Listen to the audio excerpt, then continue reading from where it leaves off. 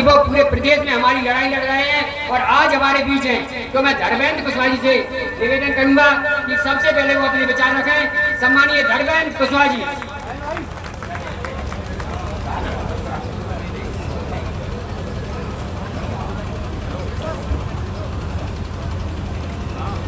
मेरे साथ आप सब लोग एक नारा लगाएंगे, सम्राट अशोक अमर रहे, महात्मा फुले अमर रहे, सावित्रीबाई फुले अमर रहे, बाबा साहब अमर रहे, सुखलाल पुष्पा जिंदाबाद, सुखलाल पुष्पा अमर रहे। साथियों, क्योंकि ये समाज के हमारे वर्ग के द्वारा महान सम्राट चंद्रगुप्त मौर्य और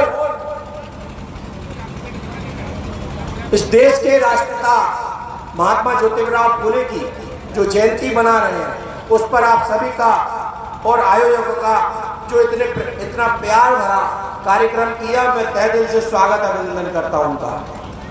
दोस्तों,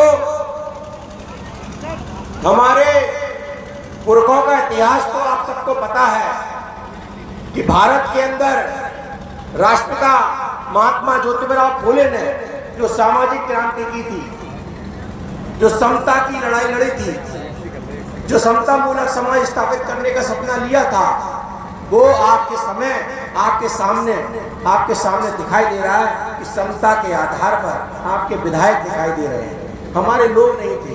आज जो लड़ाई पूरे देश के अंदर लड़ी जा रही है, देश में आगे जातिगत जनगणना, मैं पूछना चाहता हूँ हमारी पहचान कब होगी?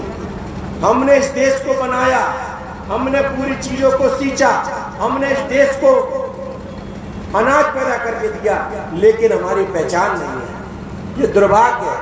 और दूसरी बात इस बात के लिए कहना चाहता हूं कि जब पेड़ पौधों की गिनती हो रही है, जहां तक कि हिजड़ों की गिनती हो रही है पर पिछड़ों की गिनती नहीं हो रही, दुर्भाग्य है ऐसे मुख्यमंत्री का और ऐसे देश के प्रधानमंत्री का जो अपने आप को पिछड़ा वर्ग बोलते हैं।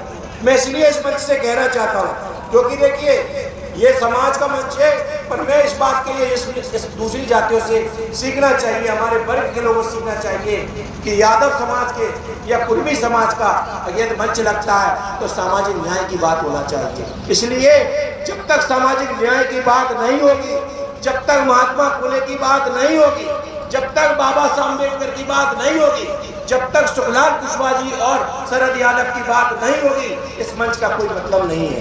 क्योंकि जिस लड़ाई को मेरे मसीहा सुखलाल कुशवाहा जी ने इस बात के लिए कहा था कि पेट की भूख रोटी है तो सम्मान की भूख सम्मान होना चाहिए, लेकिन मेरे समाज को आज दिन तक सम्मान नहीं मिल पा रहा। कितनी हिस्सेदारी मिली? जब मेरी संख्या 52% होने के बाद इस मध्य प्रदेश की धरती पर 14% आरक्षण मिला हुआ है। क्या कारण है? जब हमारी संख्या होने के बाद, हमारे नेता होने के बाद, देश का प्रधानमंत्री और मध्य प्रदेश का मुख्यमंत्री होने के बाद भी 14% में भी भीख मांग रहे हैं, लेकिन